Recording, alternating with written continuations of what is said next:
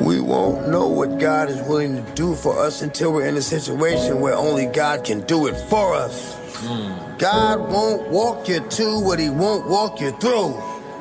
Woo. He won't walk you to what he won't walk you through. Like I said earlier, God is the only one who can have a bad situation become a beautiful situation without ever changing the situation. The only thing, listen, the story has already been written. It speaks on before we were born and refers to after we're gone. So if the story has already been written, if the story has already been written and it goes from A to Z and we around Q somewhere, then what makes us think as his creations that we can change any aspect? That was a clip from Instagram that I saw with DMX last night that got me in my feels, and I saved it to my motivational folder that I have.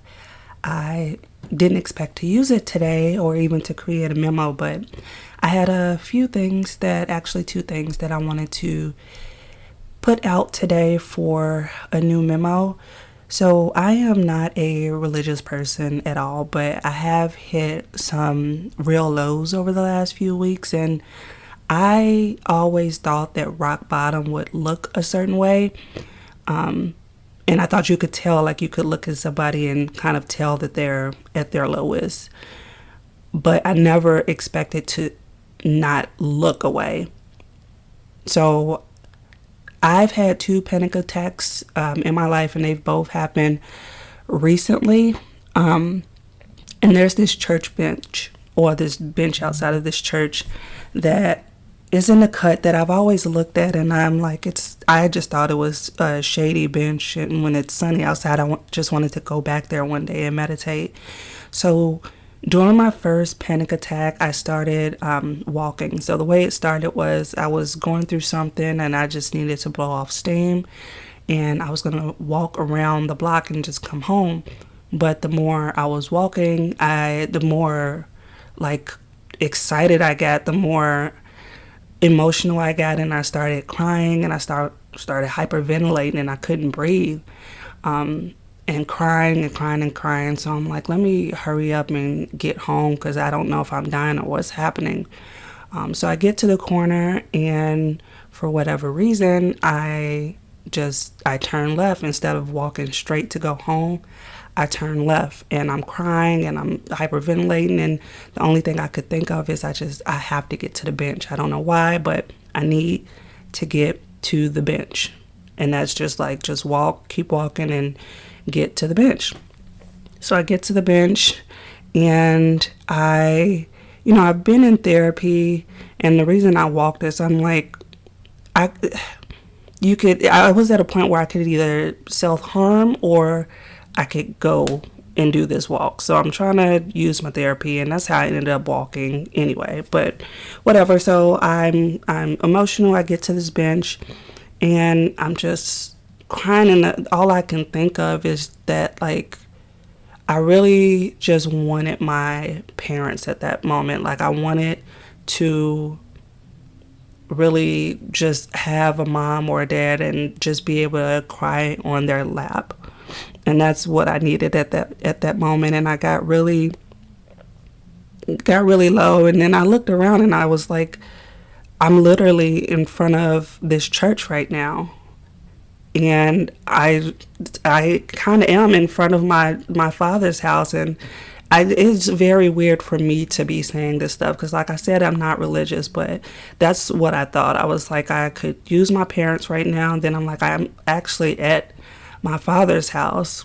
That's what I felt. So I kept thinking about that, and then eventually I calmed down, and I felt like he was kind of talking to me. I felt, first of all, like I had a hug. Like I felt like I was being hugged, and then I was being told that, you do not leave this space until you are ready to leave. Like, stay on this bench until you are ready. Don't think about people thinking about how long you've been away, about people around you thinking about something is wrong with you or you're crazy. Just you stay in this place until you are ready to leave.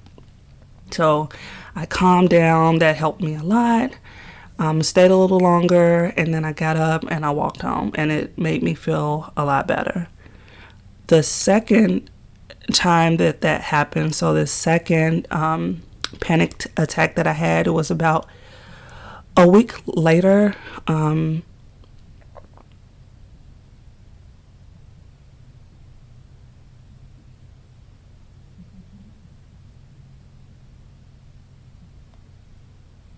It was about a week later, and it happened the same way.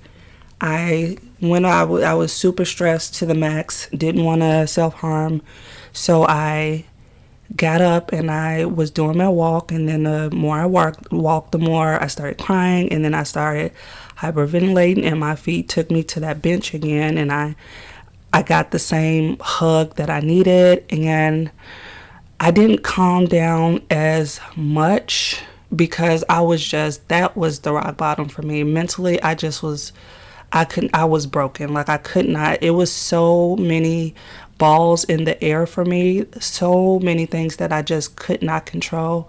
And I was so exhausted. And I was just tired and over it. So my crying and all that stuff happened a little longer. I was like, let me just feel this hug and then, stay where I'm at until I'm ready to leave. And that did help me a little bit. My hug and the message that I just need to stay until I'm ready to leave. So I get up to leave, and the message that I got before I left was,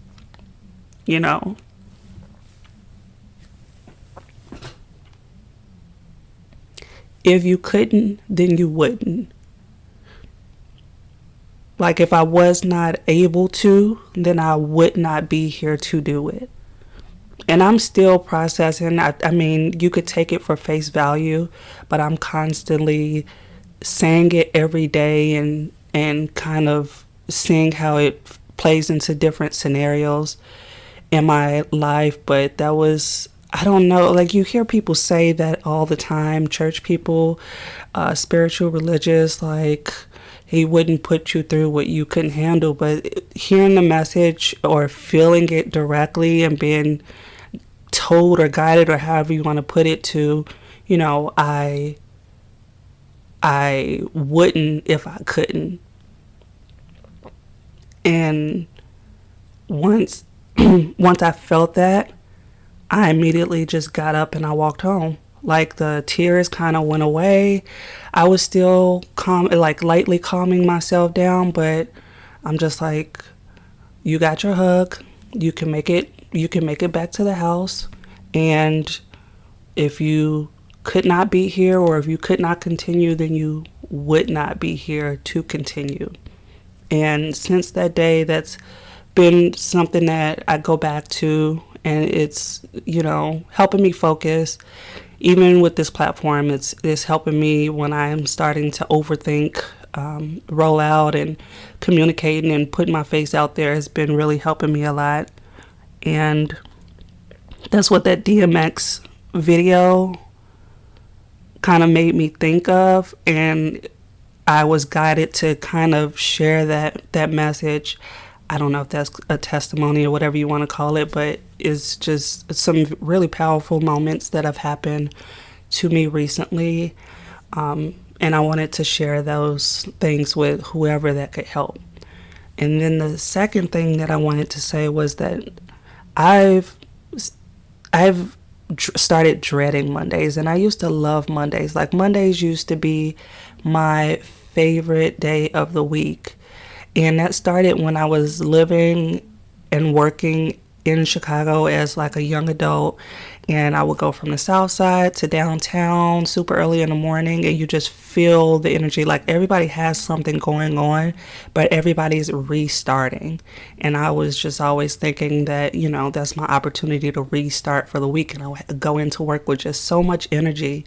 And now, with not working and just so many things that are not going the way that I need it to, I just dread Monday, because I'm like, it's just a reminder that I don't have any way to to contribute to that energy. And I feel like there's nothing for me to restart every Monday. So it's become the worst day of the week for me. So I just saw another message on Instagram when I was scrolling, and it was saying that, the vibe of Sunday to Monday is the worst. And I was like, let me see if I can reframe that for myself and go back to feeling the vibe of Monday. Because even if things are not going my way, instead of thinking about how, Monday is a reminder of